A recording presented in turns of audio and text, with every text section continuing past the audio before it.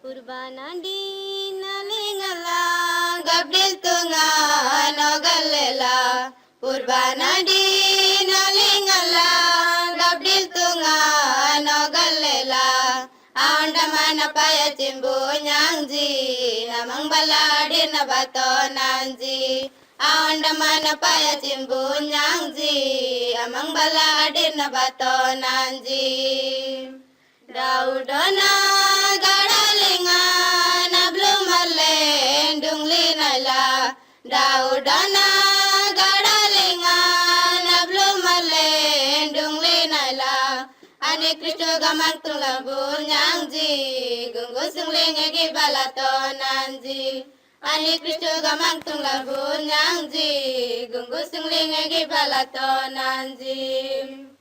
Dina bala sargaban mondagi debintila. Dina bala sargaban mondagi deintila. Silila lungu godan bunyangji daer gule nagi dong lato nanji. Silila lungu godan bunyangji daer gule nagi dong lato nanji. Kani goban saring jaban manring naban jabala. Kani goban saring jaban manring naban jabala. Piming lelatar godan bunyangji betoli yang gerjang lingato nanji.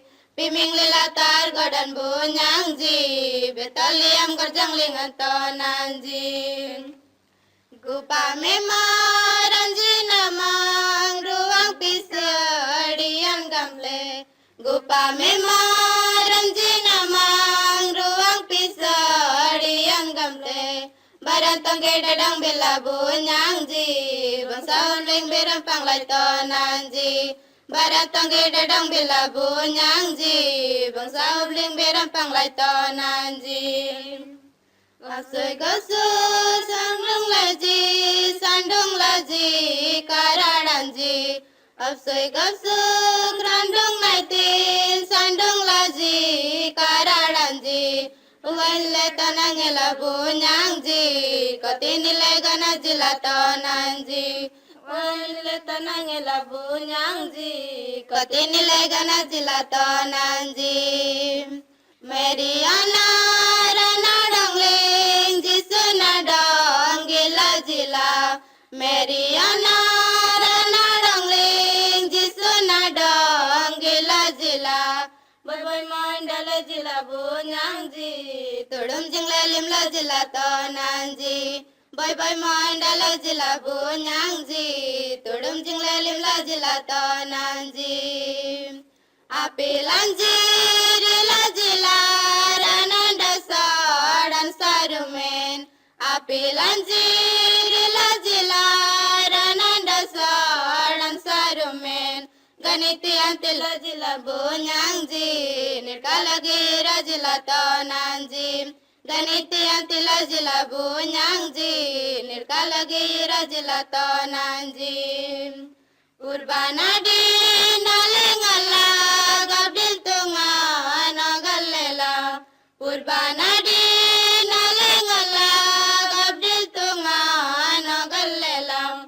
Aundamana payetin bunyangji namang baladi na bato nanji. Aundamana payetin bunyangji namang baladi na bato nanji. Kitchen. We would like to begin our day. Now may I request the conference chair, Professor Chandrabhanu Patnaik, to take over the session. Good morning. May I request all our esteemed guests to please come over and take this place on the dais.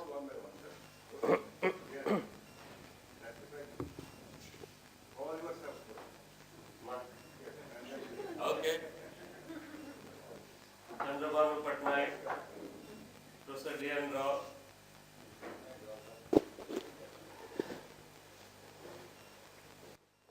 Professor D.P. Patnaik, Professor Panchanan Kanungo,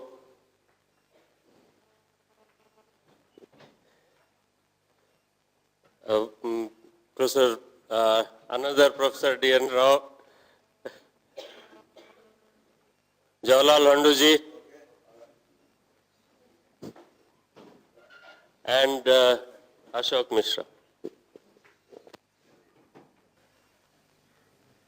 Good morning.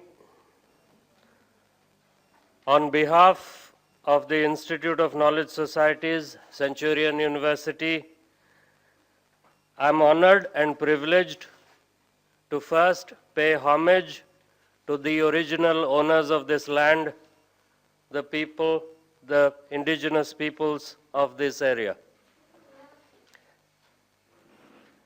And before I welcome anybody, I welcome their spirits to this conference.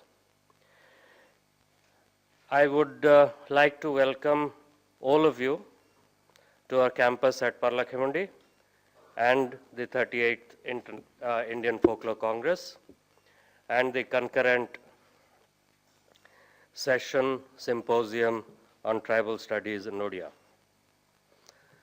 A gathering of such eminent scholars and researchers at our campus here is truly a matter of pride for us. Only a few months ago, when I suggested we invite the Congress here, I was not sure we could pull it off given the distance and the remoteness of our location. But seeing all of you here has given us a great deal of strength to venture into much bigger and more ambitious projects in the future. Thank you. Thank you very much for coming.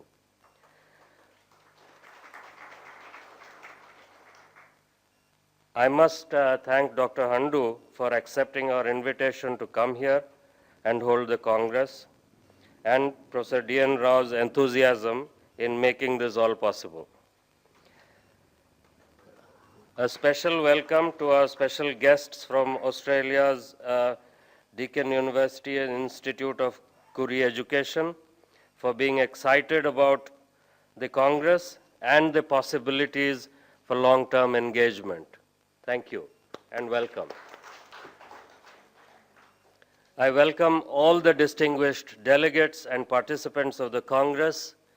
A special welcome to my organizing committee who have worked endlessly and are continuing to work.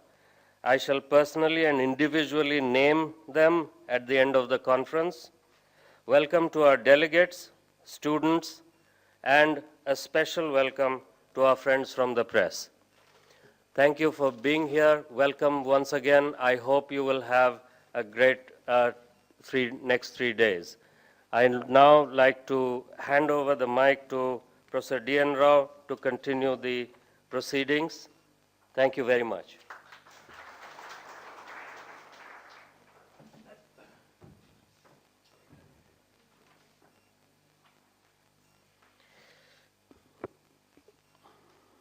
Good morning to all of you.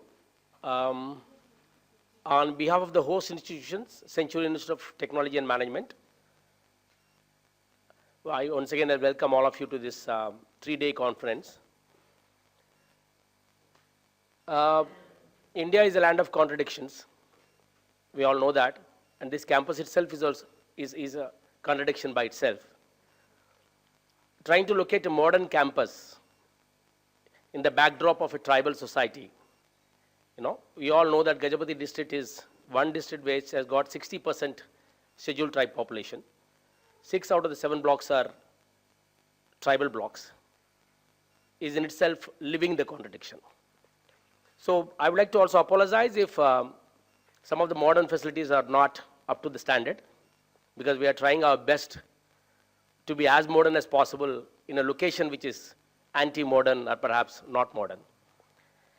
We have started this workshop by an invocation through a Saura prayer. And these are the girls who are in fact, this was a thought we got yesterday morning. In fact, our Vice Chancellor said, how can you have a, normal song to open this? Why not have a tribal song? Then we all said, no, but we are not prepared. then immediately I remembered that this campus, out of the 2,000 students who are living on this campus at this moment, there are more than 600 students from tribal communities. Okay, Sauras, Koons, and you name it, and they're all there on this campus. Okay. So I just walked into the next room where my girls were there learning sewing machine operation, and I talked to them and said, can you sing? And they were all so excited. They said, yes, we can sing. And in fact, I said, this is the occasion, and this is a kind of a initiation of a workshop, and you have to have a Saura song to initiate that. And yesterday they came forward, and they sang so nicely. I would also like to tell you that today evening we are going to have an inauguration of our small tribal village inside the campus. You know, it is also another attempt to reduce the contradiction as much as possible. And I asked these girls, can you dance? And they all said, yes, we can dance. So I have said, in fact, though we are getting some girls from outside in their traditional attire, I have also invited all our tribal kids here to join us and participate in the celebrations. So friends, welcome to the land of tribals, okay, Gajapati district, and especially the Saura domain. I would like to thank Dr. Jawahar Handu. In fact, when Chandrabhanu suggested that why can't we do this in, Indian Folklore Congress, I said that's very apt. Because the vision of Centurion is very, very clear that even though it's a modern kind of university, but we are very, very clear that our tagline is very clear. It is saying shaping lives, empowering communities. Okay, that's our tagline. And it's not a tagline for marketing, it's a tagline we believe in. Okay. Personally, after passing out of IIM Calcutta, I came to Orissa in '89. I have worked on almost all tribal areas, including Kalahandi, Gajapati. I was here in '89-93. I worked with Sauras, Koons, myself. So I know every nook and corner of Orissa. And it was like a homecoming for me when we came back in 2005. This was a very ailing engineering college, about to be closed. Then we said, okay, why can't we take over and kind of turn it around? My friend who is not here now, in fact, as we speak, he's in Australia, Dr. Mukti. We both were colleagues at XIM. So in 2005, we came to take over this college.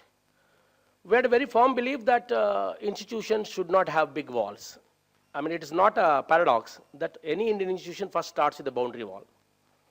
You look at any institution, IITs, everything, first thing that you do once you're allotted land is you build a boundary wall. And now that's not a physical boundary wall. Automatically that actually becomes an institutional boundary wall, and you actually kind of make sure that you are not integrated into the community, you are just next door. In fact, when even I was a student in IIM Calcutta, I was very, very critical of how IIM Calcutta was not responding to the concerns of people in Joka. Forget about, what's happening in Rome and other places and stuff like that. So we are very conscious of this contradiction. I won't say that we're able to come out of this contradiction. Just now, Dr. D.P. Patnaik sir just reminded me of one more contradiction. We're talking of folklore, languages, and we don't have a single computer which has Oriya, typing. And I apologized to him and said, yes, it's a contradiction by itself, no? And just 3 days back, we had, a conference here on meaningful education, and I had a tirade against English and why English cannot be, the lingua franca of India. And here we are, I'm in an institution which does not have a computer which has Oriya script. Okay. So we all know that this, with all these contradictions, we are at least in Centurion trying to make an effort to see how do we integrate with the communities, how do we make ourselves meaningful, especially in the area of skills and engineering, whatever we are teaching. How is it going to be more meaningful to the communities that we live around? That's why we call it as a regional university. We are, locally being relevant. That's our theme of the university. Locally, how are we going to be relevant and things like that. So with these few words about Centurion and its philosophy, I would like to thank Dr. Handu, who has very readily accepted. In 2 emails, actually, he said, without even knowing us, said, yes, I think we can locate it in Parlakamadi. I'm very thankful to the Institute, Central Institute of Indian Languages, which has actually kind of allowed him to do this. I'm also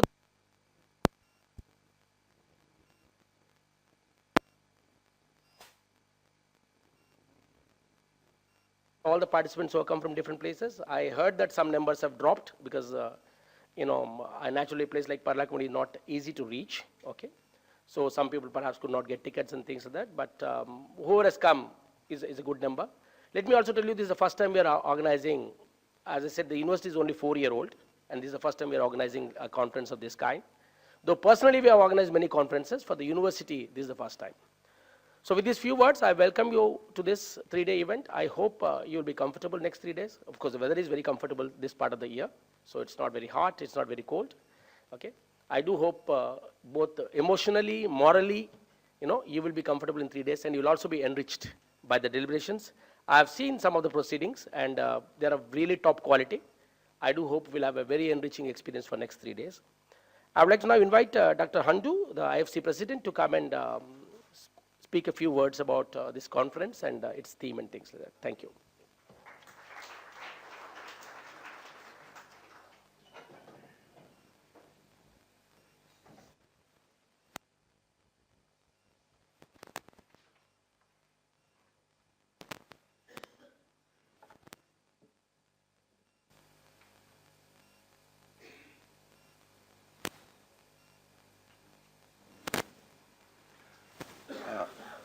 Mr. Chairman, Honorable Minister Kanungo, Professor D.B. Patnaik, Dr.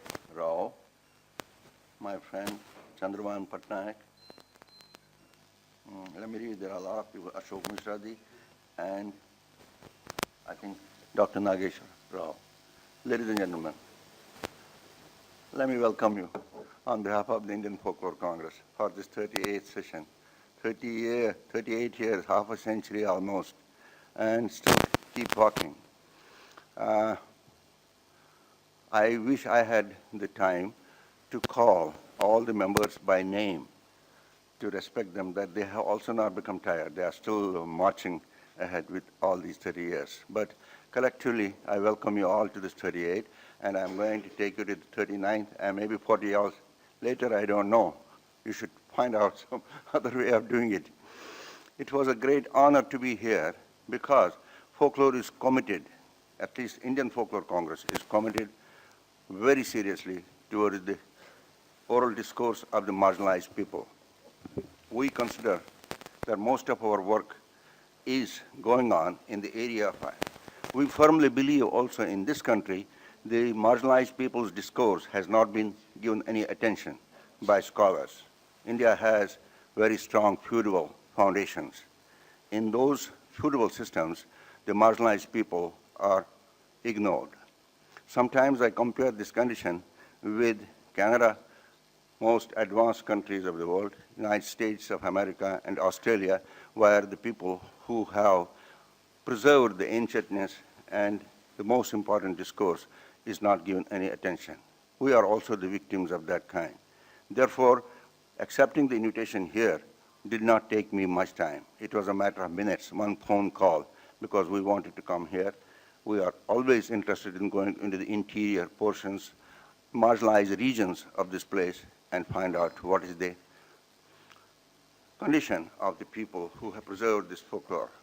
I would also like to tell you, my tongue-in-cheek and apologies before you get offended, that most of the country is oral. India is an oral country. If you go into the deeper aspects of discourse and the serious analysis which we have got in this country, you will find India is by and large an oral country.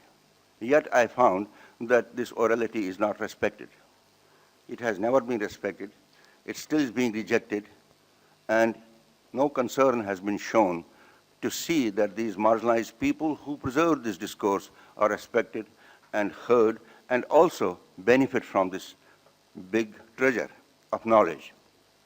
I'm so glad that this university has been located in a place where we will be not only helping the tribal populations in this country, in this area, but we will also learn lots of things from these tribal populations to mend our own ways, the way we have been going on in the historicalness of our subconscious.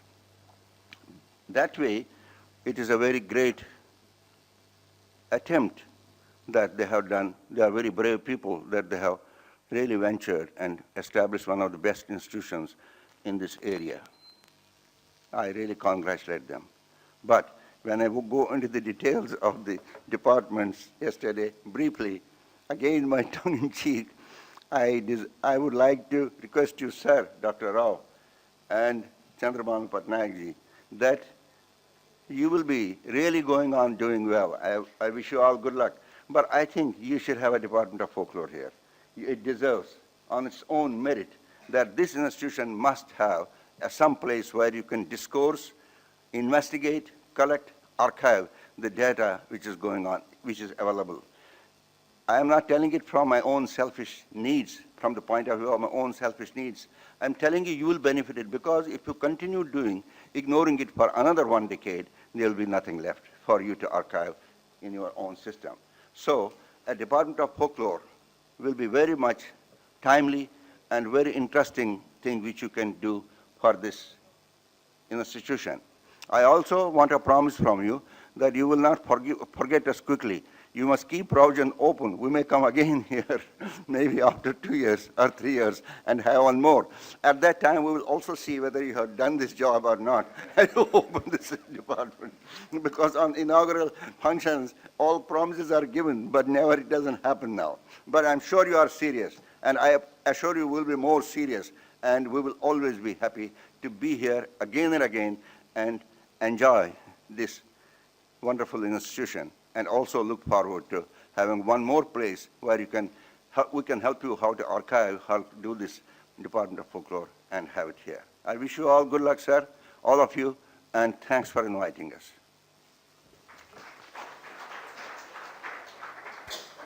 I now request our Vice Chancellor, Dr. D. Nageswara Garu, to speak a few words.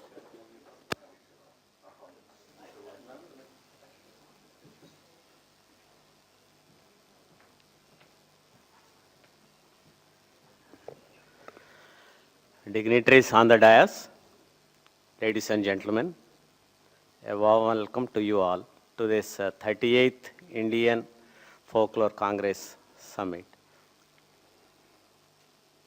It's indeed it's a privilege for Centurion University to hold this for the first time. And we are all delighted to see you all people, the participants here today. In fact, as all of us know that India is having the largest tribal population with about 11 million, contributing around 9% of the total population. And then it occupies around 15% of the country. It is spread over. Out of which you find maximum tribes living in Odisha. There are around 62 tribes which are living in Odisha, and out of which around 50% of the population, tribal population in Odisha itself, is concentrated among 3 major districts, that is undivided Koraput, Sundargarh and Mayurbhanj districts. And also here the local population, if you look at, as Professor D.N. Rao has put it, with regard to the local population here in these districts, it's around 60% we have the tribal population.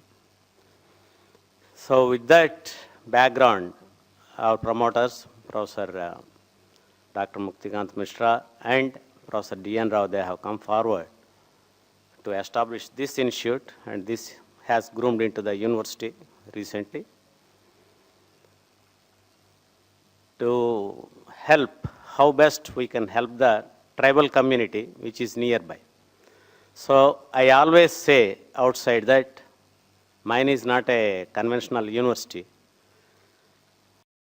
like others, because if you see the premier institutes also, like IIT Kharagpur, when it was established in 1955, it was located in the remote place only. But the fruits of these premier institutes, whether they had been enjoyed by the tribal people or not, even today it's a big question mark, because the deliberations were there in the parliament in the past also, that all these higher learning institutes, how best they are catering to the needs of the surrounding people. You leave about the tribal people. Within the vicinity of 10 kilometers or so, whether are they contributing anything or not. So probably Centurion is going to achieve that, and we are on the path. And as you have seen today, the prayer song which has been presented by the tribal people here. And as Professor D.N. Rao has put it, that anytime we see around 200 to 300 tribal people who have been educated here in the campus. But on the name of the, say, development or the education or whatever it is, probably I have my own, say, fears like the indigenous of these people, are we going to protect or not? See, providing them the education probably at a different location from their villages, it probably deviates them from their culture and all those things. That's what now it is happening with the government's policies and all these things. Yes, we have the reservations and all these things, and we are accommodating these children in the institutes of higher learning and all, but they are located far away from their heritage places. Because I have so many examples also. Some of my students who have come all the long way from Paderu and Arku in Andhra Pradesh to Vizag to pursue their education. That was their second generation who have shifted totally to a city environment. And their children now, they are pursuing their education in the corporate schools. So he is totally detached with the culture of his tribe. So sometimes he expresses with me, sir, we used to have the coffee gardens and these gardens and that and this, and we have a small house there, and but hardly they go. Probably they go to their villages once in a year or 2 years. So what I feel is that how can we protect their indigenous culture and heritage and all these things? At the same time, how we can concentrate for their growth. What Centurion is planning is that, because we have the agriculture sector also, apart from the manufacturing sector here, we would like to integrate these two streams to train up them. And we would like to promote the organic agriculture only, which is prevailing, because 2 weeks back I had been to Guntur and I met a gentleman who is working on this, extracts and all these things. And he expressed that, oh, you are from Odisha. Sir, please save the tribal cultivation, which is now prevailing in Odisha, because they are following the organic cultivation. And whereas in Guntur, he has given me some statistics. If India is consuming certain amount of certain quantities of pesticides and all these things for the agriculture, Andhra Pradesh is consuming 50% of it.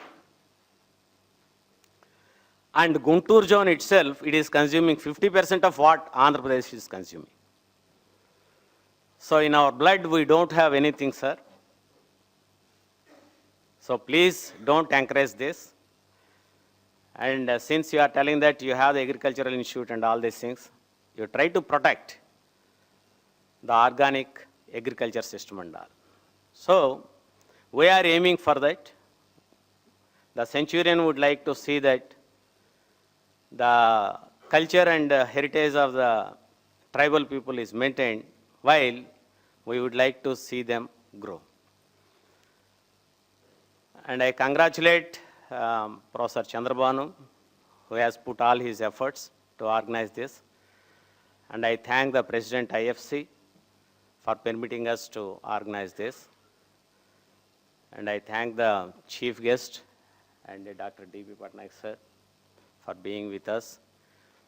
And I found that there are around 50 papers which are going to be presented.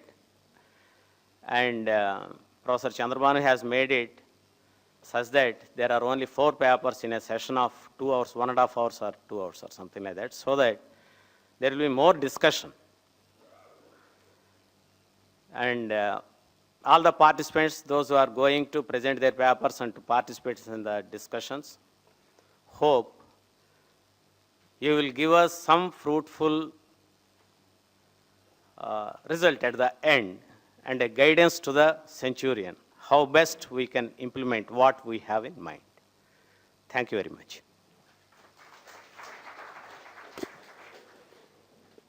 Thank you, sir. I now request Sri Pancharan Kanungo, sir, to say a few words.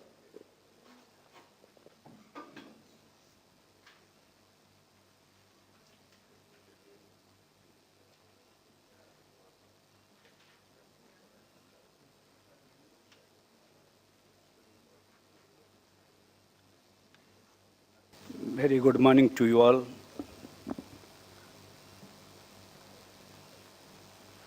Honorable Sri Devi Prasanna Patnaik ji, Honorable Vice Chancellor of this institution, Centurion University, who has invited us to this occasion, Mr. Rao, Mr. Honda, and other dignitaries in the desk, and friends. At the outset, I express my all thanks to you, the organizers, the participants, because you have given me an opportunity to stay here, to listen to you on the very precious discussion, deliberation, particularly on folklore, on tribal culture, tribal concept, tribal art, all this tribal, the Adim system of this, the old system of this land. Friends, we are here in the midst of a land who is known as Mahendra Valley civilization, the oldest civilization in our country. Why I call it Mahendra Valley? Because the Mahendra mountain and Mahendra Tanaya, the river, both are here. You will find the pleasure if you go to that side. You find the pleasure, and you will feel the ancientness, the oldness of these two old institutions, the mountain and the river. It is known from our agriculture research. It is known from our scientists. They reported that 5,000 years back, the pelty cultivation was here, particularly in this land, Koraput and Kalahandi region, and in the river of Indravati, in the side of river Indravati and Mahendratanaya. Swaminathan committee report said this, and that's why they had formed, they had started their institution in Koraput district.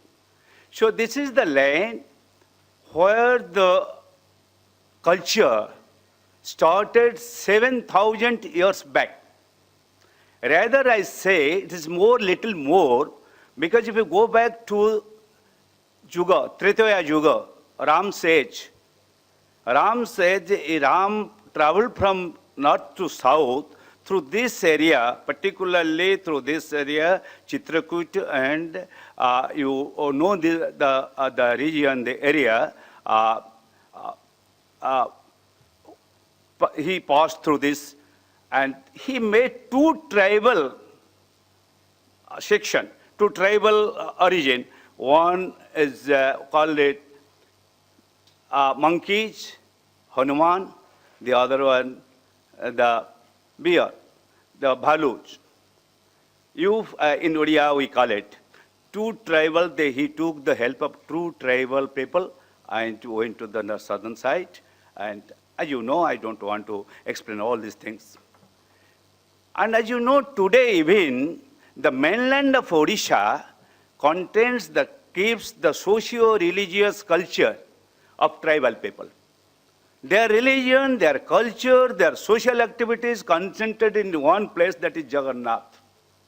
Jagannath is the god of the tribal people. It's originated in tribal area, and even today, if you go and see the thing and read the papers of Kulke and Estuich, you will find the beautifulness, the beautiful system of Jagannath, even today contains the uniqueness of tribals. In everything we'll find the tribal concept, the tribal philosophy, the tribal spirit, the tribal practice, everything is there. And if you go to the languages of Odia, on which our leader, Mr. Devi Prasanna Patnaik, who has done a lot of work, and he is the person for whom we got the classical status of Odia language in India, for whom he is the prime architect of that thing, and he is the leader in that movement. That language also is not influenced by other languages of Indian languages, rather I say. It is the language, if you go detail into the language, you will find the tribal concept, the tribal languages, the tribal thing, the influence, you will find in Odia language too. In Odia cultural system, in the mainland, you will never find the Brahminical supremacy, or you will never find the Aryan supremacy. You will never find the supremacy. There's some mix-up things are there. But you will find the tribal supremacy in everything, in their practices, in their parva, you call it the festivals. In every festival, you will find the influence of tribal things. So all these things, in the midst of this, when we are discussing on this land is really the prime land for discussion. It's the prime land who has invited you. It's the real land who has invited you to this place. Dear scholars, you will find pleasure to make a detailed study on this while you are on this particular on the soil of tribals, where the 62%, Vice Chancellor is saying that 62% people, they are the tribals. So with all these, I had come actually to listen to you, because I am doing, though I have been named as a political people in the field of politics, but I am also working in some fields of Odia language and Odia literature, Odia history, and in which the tribal thing is the part of that my study. That's why I had come here to gather to get some knowledge from you. You would be my teacher today in all sessions, and I will learn from you, because all scholarly people, Mr. Hunde, many people have seen you here. I have heard about you. I have gone through many papers of your valuable papers. So I am here to listen to you and to gather some knowledge, to share some knowledge, to take some knowledge out of your research work. Thank you. With all these words, again I extend my thanks to you, the organizers, this institution, the Vice Chancellor, Mr. Chandrabhavan Patnaik, the Professor Mr. Patnaik, and all these people, those involved in this process. I again extend my thanks. Thank you all.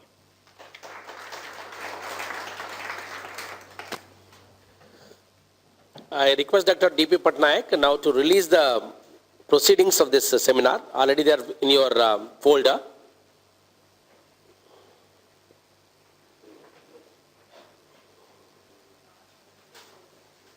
Sealed and packed.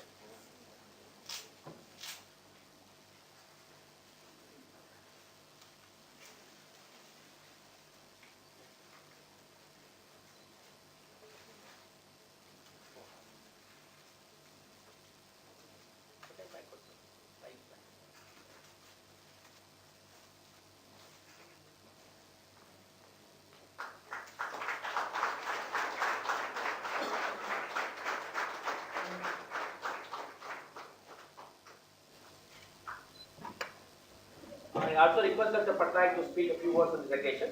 As all of us know, that he is the father figure as far as this conference is concerned, and so it will be always a pleasure to listen to him. Professor Dr. D.N. Rao, Vice President and Managing Trustee of the Centurion University. Professor Jawaharlal Nehru, I don't call him the President, the settler of Indian Folklore Congress. Professor D. Nageshwar Rao, Vice Chancellor, Centurion University, Professor Chandrabhanu Patnaik, Director, Institute of Knowledge Societies of the Centurion University and the conference convener, and Sri Ashok Mishra, Registrar of the Centurion University, distinguished guests.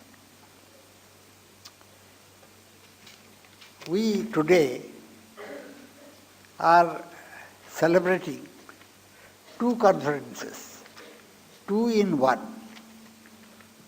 One is the All India Seminar on Folklore organized by the Folklore Society of India in collaboration with the Centurion University, and the second is the National Seminar on Tribal Studies and Odia organized by the IOSR, the Institute of Odia Studies and Research, in collaboration with the Centurion University and the Folklore Society of India. The Centurion University has many fasts to its credit. It just completed a conference on quality education. This conference, coming on the heel of the education conference, is the first in the country to emphasize the growing international concern that single-disciplinary studies are anti-human right and anti-Indian constitution. It also sends the message that literacy, folklore share the concern of anthropology, sociology, psychology, linguistics, and topics like biodiversity and bioethics. And there is an urgent need of taking a second look at the subject syllabuses of universities of literatures and all these subjects. That includes also science subjects.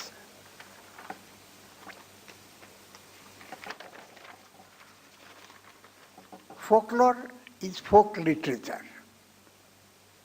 As literature is the creative expression of all experience, it includes all sciences, physical, material and social, all philosophies, all arts and all performances. As all these expressions were oral prior to writing, all oral expressions were equated with folklore. Literature embraced culture, therefore folklore was known as folk culture. As literacy began to be an instrument of oppression and designated illiteracy as a handicap and disease, urbanization received primacy in planning. Folk began to be identified with the rural, illiterate and the backward. As anthropology became the handmaiden of colonialism, the notion of indigeneity received prominence, and they, the Adivasis and the indigenous, were identified with the folk. The folk and tribal lore as a category emerged as a discipline of study. The tribals are popularly called Adivasi, the ancient settlers or the indigenous population. Odisha tribals constitute 24% of their population. 62 tribal communities, including 13 endangered groups.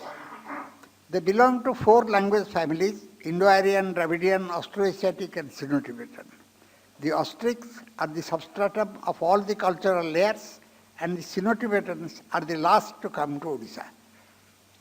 The social, economic, cultural settings of tribal communities are determined by their geographical location. Their demographic isolation in the mountain regions covered by natural forests with ornate springs and rivulets gives them their distinct identity. Their habitats Food habits, dressing patterns are different. What is common is their song and dance, though their expressions are different. For them, speaking is music and walking is dance. I am reading a Santali line. If there is some mistake, I cannot guarantee. Luhuk kate talem fekan lekhan enek rahat kate rak lekhan serenj. That means padahali chalile nacho, swaralambe katha kahile gitara srushti. Walking by shaking feet is dance, speaking by elongation of vocal cord is music. A similar statement in Mundari says, Senne susum ka raghe duram, padapakei nachibahi nritya, katha kahibahi gita. Footstep is dance, speaking is song.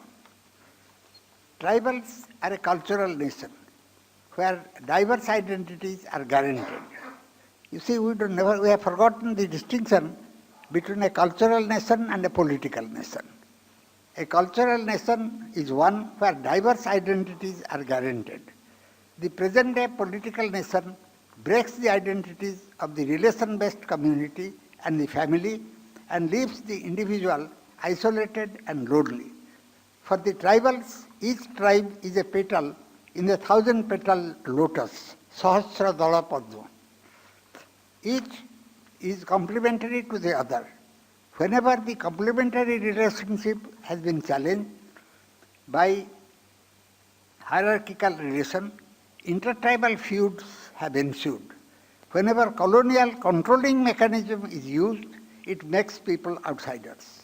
The tribal, the scheduled caste, the OBC, the BPL, the illiterate, women and the minorities are clubbed together who experience marginalization. This paradigm effaces the identity of the tribals and obliterates their cultural specificities. We, the rich, upper caste, socially powerful, who have the controlling mechanism in our hands, want to build them in our image. We tell them that the languages they use are neither languages of knowledge nor are they languages of development. As we were told by our British masters, having dispensed off with their languages, we snatch their children from their parents, take them away from their communities, cultures, separating them from their environments, and teach them English in AC rooms in urban centers. In the name of development, we make them misfit both for the local and the global. School dropout rates are one of the examples. School dropout is 50% by class 5. Before 8th standard, the rate is 62.9%, which is way high from the national average of 48.8%. By the 10th standard, the dropout rate has touched 80%. The Britishers did not want to educate the Indian. They wanted a limited number of educated Indians to assist them in their administration of the country. Our inherited education system is exclusionary. The tribals and the marginalized are in the head of the list of exclusion.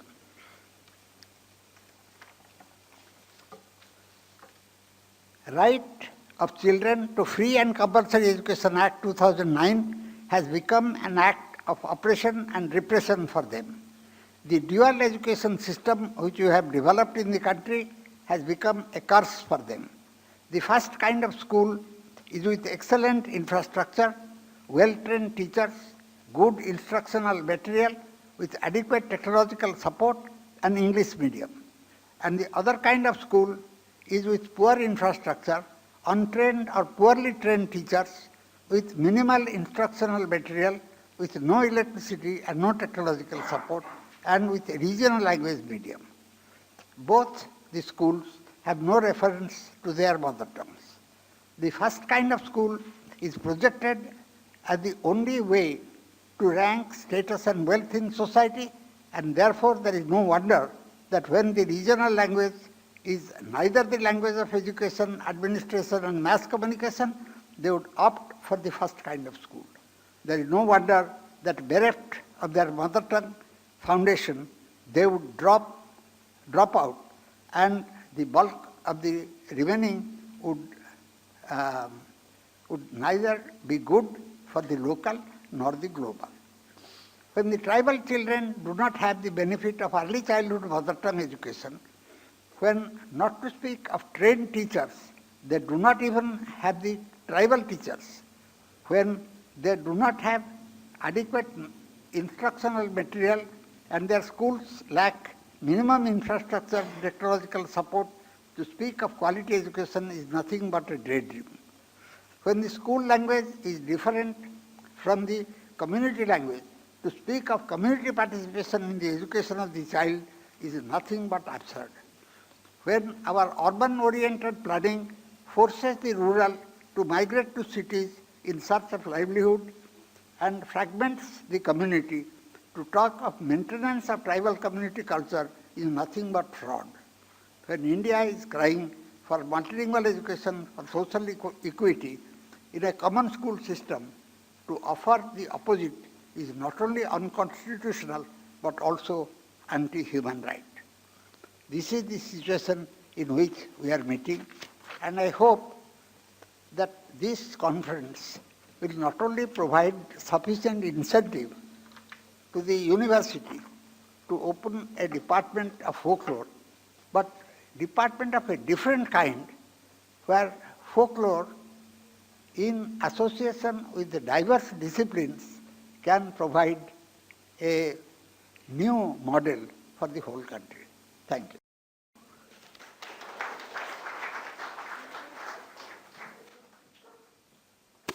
Thank you, sir, for a very powerful address. Before I hand over the mic to Dr. Ashok to give the vote of thanks, I would like to assure both Dr. Handu, Dr. D.V. Patnaik, and all the people here that the reason why we accepted to host this seminar or workshop is to see it as a beginning and not an end in itself. And I'll be glad if you make it a permanent venue for IFC. You can keep coming. But whether there is IFC or not, I would be very happy if all of you come here, do engage with us. As Dr. Patnaik has said, we do not want to, see, this is one thing that we do in Indian institutions, that we just make something as a department and forget about it. I think the indigenous identity must be weaved into every aspect of the institution. So we must have an indigenous institution as such. I know it's a very big challenging task. How do you have a modern indigenous university? Okay, how do you mix these two? And how do you actually kind of develop an identity? But this campus, at least Parla Committee, I feel that this is what we are trying to do. And of course, these are baby steps that we are taking, and we'd be very happy to interact with all of you on a continual basis and seek your advice. And also, if you have some dreams, experiments you wish to do, which you are not able to do in your institution, you are welcome to use this as a platform to continue to experiment in the direction. With these few words, I would now request Dr. Ashok Mishra to propose a formal vote of thanks. With that, this inaugural session will come to an end. Thank you.